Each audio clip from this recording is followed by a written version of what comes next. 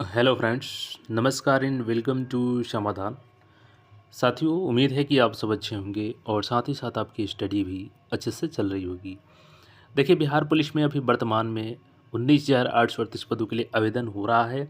18 अप्रैल तक आप लोग आवेदन कर सकते हैं। तो जो लोग आवेदन नहीं किए हैं वो लास्ट डेट के चक्कर में ना रहें, आप सही से फॉर्म को फिलअप कर लें। लास्ट डेट में सर्वर काफ़ी बिजी हो जाता है, तो उस कंडीशन में हो सकता है कि आपका फॉर्म छूट जाए। देखिए, 19,838 पदों के बाद यहाँ पे एक दूसरी बड़ी भर्ती आने जा रही है और जो बिहार पुलिस की तैयारी करते हैं तो इन सभी एग्ज़ाम की तैयारी करते हैं। इसलिए नोटिफिकेशन के पहले आप इसके लिए क्या-क्या चीज़ें तैयार कर लें, ये सारा जानकारी आपके पास होना चाहिए और यही हमारा पर्पस भी है। इसी कारण से आपको जो भर्ती आने वाली रहती है उसका अपडेट कर देते हैं ताकि आप पहले से उसके लिए वेल प्रिपेयर्ड रहें। अब कुछ छात्रों का कमेंट होता है कि भर्ती आई नहीं है तो वीडियो क्यों बना रहे हैं? तो वो आपकी मर्ज़ी है, आप स्किप करके जा सकते हैं क्योंकि जिनको ज़रूरी है वो तो देखेंगे क्योंकि उसके हिसाब से वो प्रिपेयर्ड रहेंगे। आप हो सकता है कि फॉर्म आने के बाद भी आप प्रिपेयर्ड कर लें या एग्ज़ाम के दिन भी प्रिपेयर्ड कर लें, वो आपकी लेवल पे डिपेंड करता है। चलिए, अब यहाँ पे हम लोग सिलेबस, पिछला कट ऑफ और उसके बाद सारी जानकारी को एक-एक करके देखते हैं। बात करें तो टोटल 1113 पोस्टों का रोस्टर लेकर के सारा चीज़ क्लियर है। देखिए, ये भर्ती पिछली बार जो आई थी और ये लेवल 3 की भर्ती होती है। इसमें 21,700 से 6900 रुपये आपका पेमेंट होता है सैलरी। और पिछली बार ये पदों की संख्या बताएँ तो 484 ही था, जबकि इस बार आपको लगभग डबल, ढाई गुना वैकेंसी यहाँ पे आने वाली है। ढाई गुना से ज़्यादा ही बोल सकते हैं, 1113 पोस्ट पर। और इसमें उम्र सीमा में भी छूट मिलेगी, उसकी भी हम लोग जानकारी यहाँ पे देखने वाले हैं।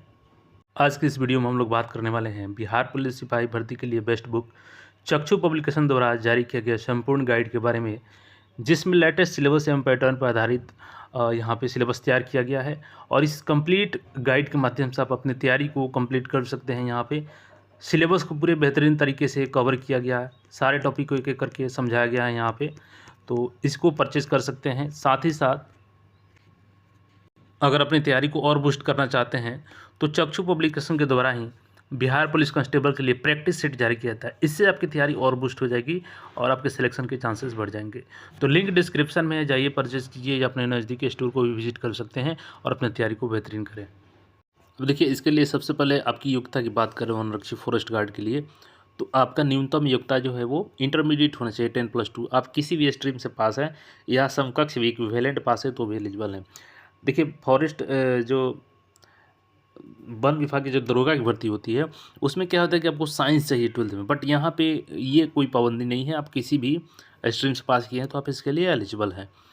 और देखिएगा, तो उम्र सीमा की बात करें तो मिनिमम 18 साल और मैक्सिमम यहाँ पे 23 साल उम्र सीमा रखी जाती है आरक्षित वर्ग के पुरुष और महिलाओं के लिए।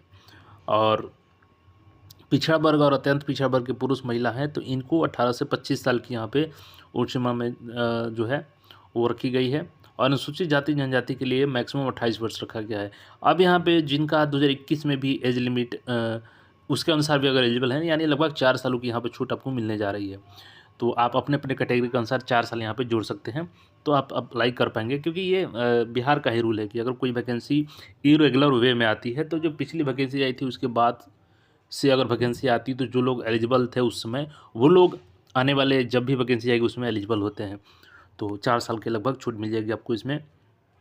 देखिए, इसमें हाइट की बात की गई है 160 सेंटीमीटर न्यूनतम ऊंचाई है अनुसूचित जाति और जनजाति के लिए। बाकी जो भी कैटेगरी है बीसी, एबीसी, ओबीसी, जनरल, उनको 165 सेंटीमीटर की यहाँ पे हाइट चाहिए। न्यूनतम सीना इनके लिए 79 है और इनके लिए 81 है।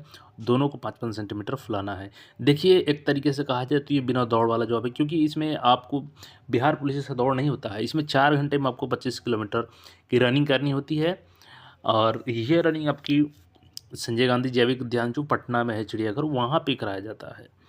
महिला अभ्यर्थी के लिए बात करें तो अनुसूचित जाति और जनजाति के लिए 155 सेंटीमीटर हाइट है, बाकी अन्य कैटेगरी का 160 सेंटीमीटर।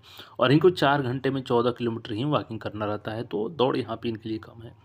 देखिए, प्रथम चरण जो होती है आपको लिखित परीक्षा होती है और 10+2 स्तर के हैं, जिसमें आपके गणित हो गया, सामान्य विज्ञान हो गया, मैट्रिकुलेशन अथवा समकक्ष के होते हैं। और देखिएगा, यहाँ पे तो कुल 100 प्रश्न यहाँ पे होते हैं। जो बिहार पुलिस का 100 प्रश्न होता है, यहाँ भी 100 प्रश्न होता है। अगर एक उत्तर आप सही करते हैं तो 4 अंक यहाँ पे दिया होता है। टोटल 400 अंकों की ये परीक्षा होती है। अब देखिएगा इसमें तो 30 प्रश्न आपका भाग 1 में, जिसमें प्रश्न राष्ट्रीय और अंतर्राष्ट्रीय महत्व की समसामयिक घटनाएं, भारत का इतिहास और भारतीय राष्ट्रीय आंदोलन, भूगोल, भारतीय राजतंत्र और शासन एवं आर्थिक सामाजिक विकास से संबंधित प्रश्न होते हैं। 25 प्रश्न जो होता है आपका वो आंकड़ों का निर्वचन, आंकड़ों की पर्याप्तता से संबंधित प्रश्न होते हैं। 25 प्रश्न आपका विज्ञान, पर्यावरण, पारिस्थितिकी, जैव विविधता और जलवायु परिवर्तन से संबंधित होता है। और भाग 4 में देखिएगा तो ये आपका भाषा उद्देश्य के लिए होता है, जिसमें हिंदी भाषा के प्रश्न, जिसमें गद्यांश को समझना, शब्द प्रयोग तथा शब्द भंडार, हिंदी व्याकरण, ये सारे प्रश्न यहाँ से पूछे जाते हैं। और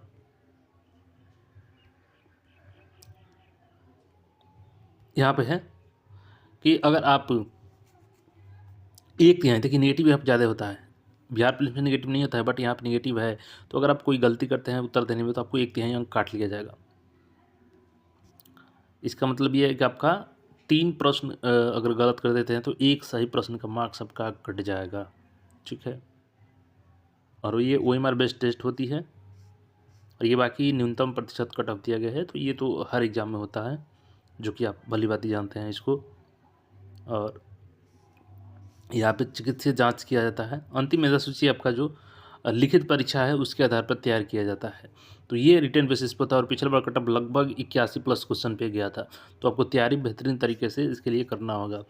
और देखिए इसकी बात करें कि वैकेंसी कब आ रही है, देखिए ऑलरेडी इसका रोस्टर लगभग क्लियर हो चुका है।